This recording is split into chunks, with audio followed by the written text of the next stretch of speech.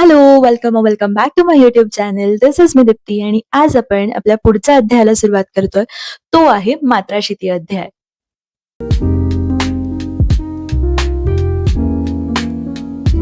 मात्राशितीय म्हणजे अष्टांग हृदयातील मात्राशिती अध्याय. अष्टांग हृदय सूत्रस्थानातील 8वा अध्याय. तर आपल्याला अष्टांग हृदयातील 5वा, 6वा आणि 7वा अध्याय कोणता आहे हे देखील माहिती असणं गरजेचं आहे.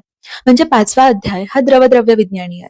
मग 6व्या अध्यायामध्ये आपल्याला शुक, शिंबी, धान्यांबद्दल वर्णन करण्यात आलेलं आहे. मग त्याच्यानंतर 7व्या अध्यायामध्ये अन्नरक्षा म्हणजेच विष सह अन्न कसं असतं, ते कसं ओळखायचं. त्याच्यानंतर त्याच्या शेवटी आपल्याला त्रयोपस्तंभाबद्दल सांगितलेलं आहे. मग आहार, निद्रा आणि ब्रह्मचर्य. मग त्याच्यामध्ये आहार हा आपल्या उपस्तंभांपैकी एक आहे. मग हा आहार कोणत्या मात्रेत, कसा घ्यायचा आहे याच्याबद्दल वर्णन मात्राशिती अध्यायामध्ये करण्यात आलेलं आहे. So getting into the topic, आपल्याकडे कुठल्याही एका फ्रेम मध्ये कोणतीच गोष्ट बसवलेली नाहीये. मुळात आयुर्वेदामध्ये प्रत्येक गोष्ट ही व्यक्तिसापेक्ष आहे. म्हणजे त्या व्यक्तीची प्रकृती, त्या व्यक्तीचं बल, त्याचा अग्नी आणि इतर सगळ्या गोष्टींचा विचार करून आपण आहार, विहार आणि औषध ठरवत असतो. तर एक्झॅक्टली तसंच इथे सुद्धा जो आहार आपल्याला इथे सांगण्यात आलेला आहे, तो सुद्धा त्या व्यक्तीच्या अग्निसापेक्ष सांगितलेला आहे. म्हणजे त्या व्यक्तीचा अग्नी कसा आहे त्याच्यावरून त्याचा आहार ठरतो.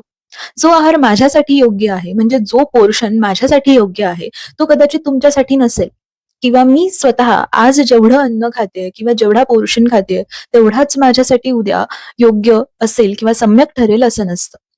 सो आपण इथे कुठलाही ग्रॅम्स, कॅलरीज, किलो कॅलरीजचा विचार नाही करत. आपण इथे विचार करतो तो म्हणजे अग्नीचा. सो पुढे त्यांनी असं सांगितलंय की मात्रावत मात्रावत आहार घेतल्यामुळे अग्नीच्या कार्याला प्रेरणा मिळते आणि जाठर अग्नी दीर्घकाळ समक्षतेने कार्य करू शकतो. म्हणजे काय, तर तुम्ही एका माचीसच्या काडीवरती दूध नाही तापवू शकत. मग तुमचा अग्नी जेवढा आहे किंवा तुमची जी जरणशक्ती जेवढी आहे त्याच्यावरून तुम्ही किती आहार घेतला पाहिजे हे ठरत असतं. मग जी आहाराची मात्रा सांगण्यात आलेली आहे, ह्या 3 मात्रा सांगितल्यात. एक आहे हीन मात्रा आहार, दुसरा आहे मात्रावत आहार आणि तिसरा आहे अतिमात्रा आहार. तर ज्या प्रकारे मात्रावत आहार घेतल्याने कोणत्याच प्रकारची हानी होणार नाहीये, पण आचार्यांनी आपल्याला असं सांगितलंय की लघु आहार जो असतो तो सुद्धा मात्रावत घ्यायचा आहे आणि गुरु आहार असतो तो सुद्धा मात्रावत घ्यायचा आहे. गुरुणाम अर्ध संवित्यम लघुताम नाती तृप्तता. म्हणजे गुरु आहार जो आहे तो आपल्याला अर्ध संवित्य म्हणजे आपली जेवढी इच्छा आहे किंवा आपलं जेवढं खाल्ल्यानंतर पोट भरतं त्याची अर्धी मात्रा म्हणजे अर्धसंवित्य एवढा गुरु आहार घ्यायचा. आणि लघु आहार म्हणजे नाती तृप्तता, म्हणजे एकदम तृप्तीची म्हणजे पोट भरल्याची भावना येईल याच्यापेक्षा आधीच आपल्याला ते खाणं थांबवायचंय. मग हीन मात्रा आणि अतिमात्रा आहार आणि असं नेमकं काय होतं हे आपण पुढे जाणून घेऊया. मग पहिले आपल्याला हीन मात्रा आहाराचं वर्णन केलं. तर हीन मात्रा आहार म्हणजे काय, जर आपण कमी प्रमाणात जेवत राहिलो, एक दिवस नाही पण असं जर वारंवार होत असेल तर याच्यामुळे काय होतं, धातूंचं योग्य प्रकारे पोषण होत नाही आणि धातूंचं योग्य प्रकारे पोषण न झाल्यामुळे जो प्राकृत ओज आहे तोही व्यवस्थित निर्माण होत नाही आणि याच्यामुळे कालांतराने आपल्या शरीराचं बल हे कमी होत जातं. धातूंचं पोषण न झाल्याने आपल्या शरीरामध्ये वाताचा संचय व्हायला लागतो आणि अशा प्रकारे आपल्या शरीराचं कर्षण होऊ शकतं. नंतर पुढे वर्णन आलेलं आहे अतिमात्रा आहाराचं. अतिमात्रा आहारामुळे आपलं आमाशय हे पूर्णपणे भरून जातं. म्हणजे तिथे जे वातादी दोष आहेत त्यांना संचारण करायला कुठलीही जागा राहत नाही. मुळात असं सांगण्यात आलेलं आहे की 2 भाग हे अन्न, 1 भाग द्रव आणि 1 भाग हा रिकामा असावा दोषांच्या संचरणासाठी. पण जर आपण एकदम पोट भरून जेवण करतोय तर या दोषांच्या संचारणाला जागा राहत नाही आणि मग या वातादी दोषांचा एकदम कमी वेळामध्ये प्रकोप होऊ शकतो. मग त्यांनी याच्यामध्ये अलसक, विसूचिका, विलंबिका, दंडालसक, विविध प्रकारचे अजीर्ण यांच्याबद्दल सांगितलंय. मग त्यातही पहिले आपण अलसक बद्दल जाणून घेऊया. तर अलसक म्हणजे याच्या नावावरूनच आपल्याला कळतंय, हे अन्न आपल्या आमाशयामध्ये निष्क्रियपणे तसंच पडून राहतं, ना मुखावाटे बाहेर पडतं ना गुदमार्गाद्वारे.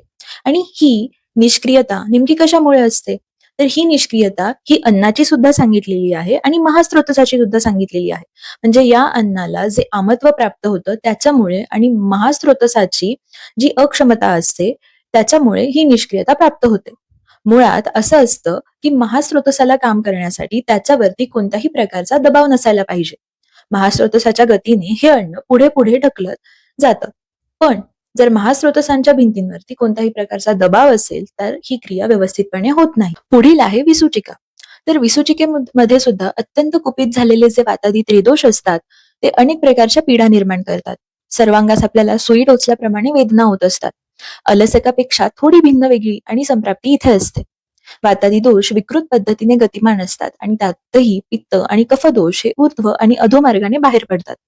तर विसूचिकेचे वात, पित्त आणि कफ अशा तीनही वेगळ्या दोषांमध्ये वेगवेगळी लक्षणे आपल्याला दिसतात.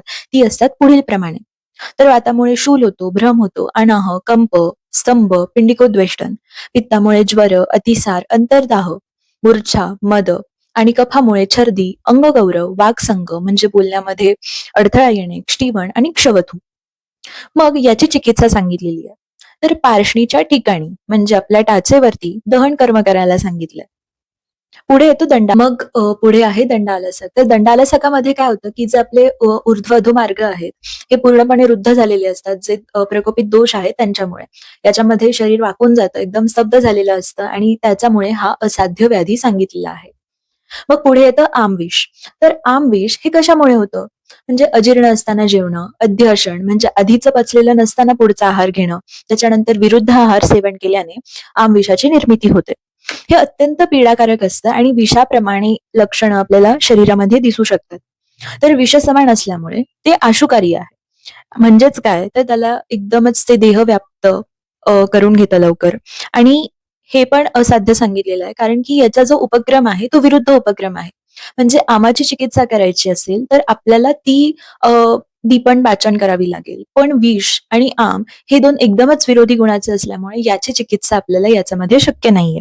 तर विषाची चिकित्सा ही शीत गुणात्मक औषधींनी वगैरे करायला लागेल आणि आमाची चिकित्सा ही उष्ण औषधींनी करायला लागेल.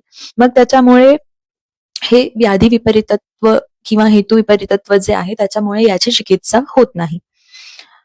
त्याच्यानंतर पुढे अजीर्णाचे प्रकार आणि लक्षणं सांगितलेली आहेत.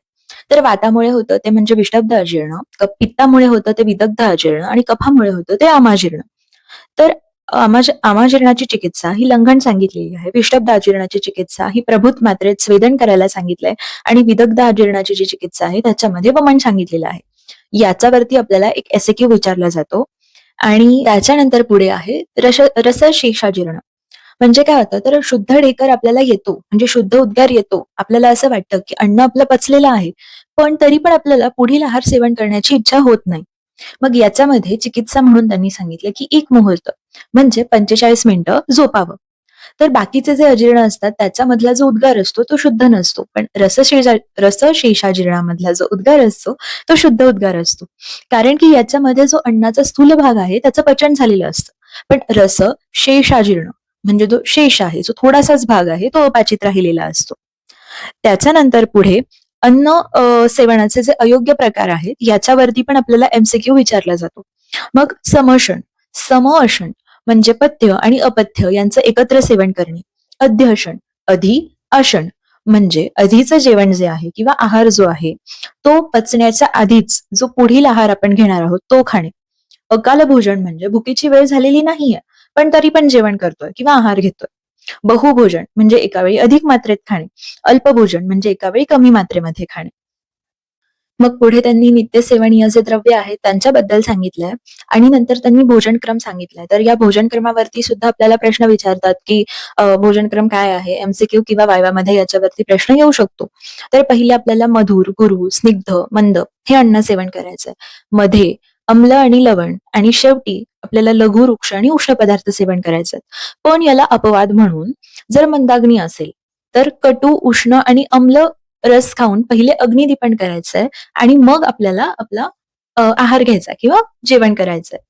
So that is it. आणि फक्त मग जे मी सुरुवातीला सांगितलं होतं की आहार प्रमाण काय आहे, तर 2 भाग अन्न म्हणजे आमाशयाचे जर आपण 4 भाग केले तर त्यातून 2 भाग अन्न, 1 भाग द्रव आणि 1 भाग हा संचरणार्थ आपल्याला तिथे ठेवायचा असतो.